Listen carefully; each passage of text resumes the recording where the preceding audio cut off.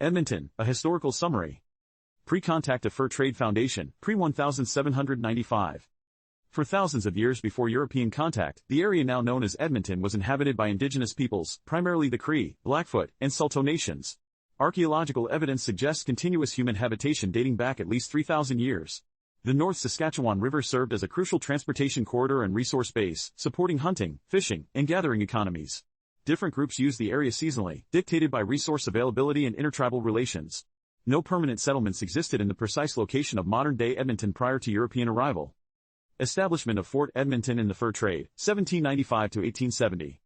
In 1795, the North West Company, NWC, established Fort Edmonton, named after Edmonton, England, the birthplace of Sir James Winter Lake, a deputy governor of the Hudson's Bay Company, HBC. The fort was strategically located on the North Saskatchewan River, providing access to valuable fur-bearing animal populations and facilitating trade with local Indigenous populations.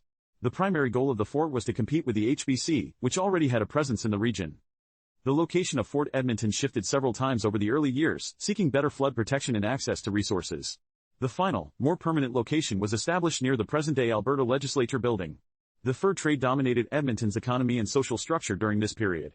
Indigenous peoples played a critical role, acting as trappers, guides, interpreters, and providing essential supplies to the fur traders. Relations between the fur traders and Indigenous communities were complex, involving both cooperation and conflict.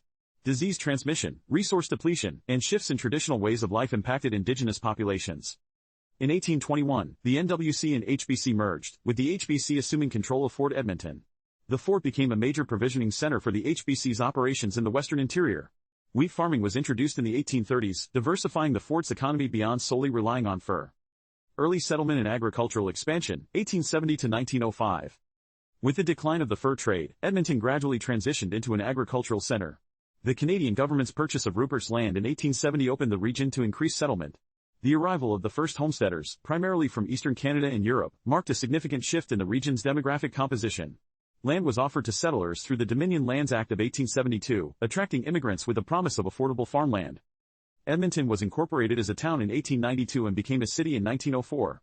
The population grew significantly during this period. The city benefited from its location along the North Saskatchewan River and its strategic position as a transportation,